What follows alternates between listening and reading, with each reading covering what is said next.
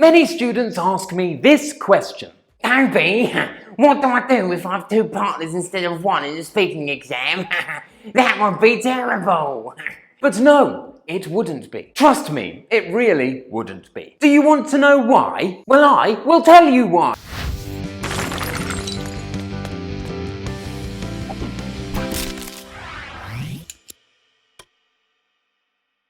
Firstly, why might you be in a group of three? Well, it's luck.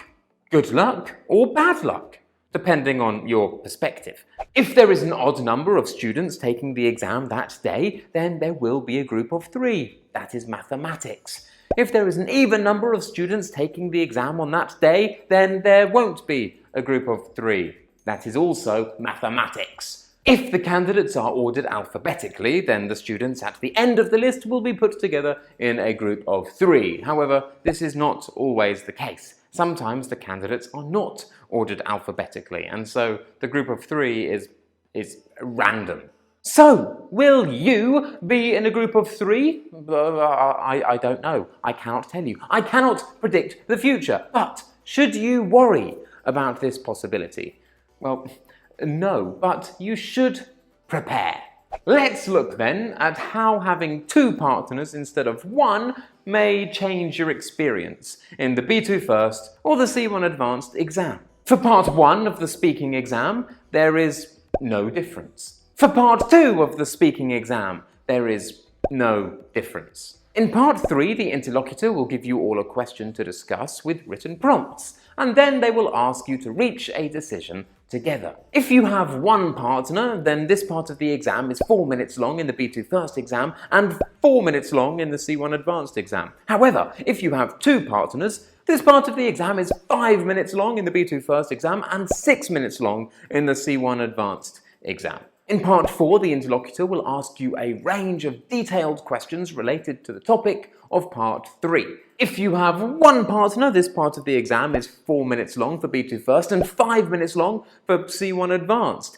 If you have two partners, this part of the exam is 6 minutes long at the B2 First level and 8 minutes long at the C1 Advanced level. And 8 minutes, that is a long time. But yeah, the only structural difference between a speaking exam with one partner and a speaking exam with two partners is time. For parts 3 and 4, you will have more time to talk.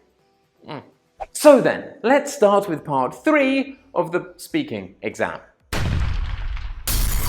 Many students are shy, and they find it difficult to contribute their ideas in a group environment, and this is the source of a lot of anxiety about being in a group of 3 for the C1 Advanced or the B2 First speaking exams. Now talk together about the different ways in which tourists could be encouraged to visit a city. Okay, so shall I go first or would you like to? Sure, Monica, go ahead. Okay, well, I think a shopping center would be a great idea because I love shopping, and whenever I go to a city, I always go to the shopping center. I understand that you enjoy shopping, Monica, but do you really think that people only travel to cities for shopping? What about the museums and the culture? Yeah? Yeah, that's a really good point, Bruce. Like, often when people visit a new city for the first time, they'll like go to the museums or see the monuments. Like, they don't go there for the shopping alone, right? Okay, so what about theme parks? I think theme parks are fantastic. And yes, this is a big problem because Duke said nothing. And if in part 3 you say nothing, then the interlocutor and the assessor, who is marking your language, cannot give you any marks because you have not produced any language for them to mark. It is much harder for this situation to occur in part 3 if you only have one partner, because that one partner cannot just talk to themselves. Well, I guess they can, but if they do, they will lose marks and they will do terribly, so it's less likely to happen. But Bruce and Monica, you should not have let this happen, because you will also lose marks for excluding someone from the conversation in a group of 3. Oh, shut up, Toby. It's not my fault that he won't talk. Yeah, and Toby, I don't want to talk to him anyway. Ew. You didn't even try to include Duke in the conversation, and this means you will lose marks for interactive communication. So, if you are in a group of 3 and you notice that one of you is not talking very much, then please address that person directly. The examiners will notice this and they will give you higher marks, and hopefully the person you addressed will feel more confident and will also be able to get higher marks for themselves. And that is a fantastic thing. But Toby, what if my partners don't try to involve me? That's a terrible thing. But you need to do your best to smash yourself into the conversation. Remember, this is part 3. The interlocutor cannot ask you questions. So if you don't talk, well, the interlocutor cannot do anything. Instead, they must watch you in silence, thinking, this is really sad. I want to give this person high marks, but I can't give them any marks because they haven't said anything. And that's terrible. That's really tragic. One thing you can do to try and avoid this situation is sit between your partners. It's much more difficult for your partners to overlook you if they have to look directly at you to talk to each other. Just a suggestion. Sometimes though, in order to get your voice heard, you will need to master the art of interruption. Yes, interruption. Some people will try and teach you some long and complicated ways to do this, but the B2 First and the C1 Advanced speaking exams are not business meetings. It's not necessary. And to be honest, no examiner is going to be blown away by you regurgitating a fixed phrase that you have learned. No. Seriously, I just advise my students to make sounds or use discourse markers to interject themselves into the conversation. One very easy way to do this is just say, yeah, and then expand on one of your partner's points. It's that simple. Yeah. That's what I do. Yeah, Bruce, I guess you're right. I'm really into shopping in general, but I guess most people don't travel to a new city only to go shopping. Yeah, everyone lives near shops, don't they, Monica? So shopping centres aren't a good idea. Other discourse markers that you could use are so, well, and like. If you say one of these, your partners will think, wait a minute, this person has something to say and I want to listen. Or don't even use a word. Make a sound like, ah, oh, yeah.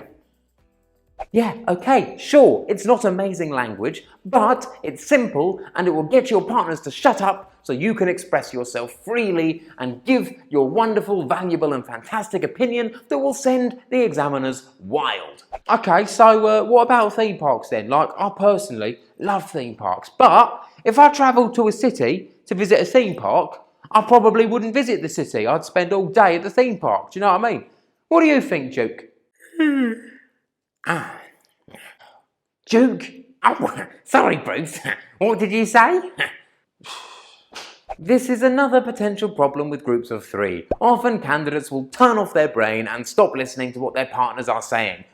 Remember, everything that you say should in some way be linked to what one of your partners has said before you. Seriously, this is really, really important. Please, please, please do not say, okay, and what do you think about this? No, that's not a conversation. Hey, Toby. Hi, Toby. You look great. Thanks, Toby. So do you. Anyway, I was thinking, should I wear my hair up or down today? I want to kind of look wild and free. So I thought maybe down? Okay, and what do you think about sausages? What? See, that was terrible. Remember, rephrase what your partner said. Comment on it and then introduce something new. I was talking about theme parks, I love theme parks, me, but I don't think they would encourage people to walk around a city. Yeah, usually people will visit the theme park all day, but then they won't visit the city afterwards, so I don't think a theme park is a good idea.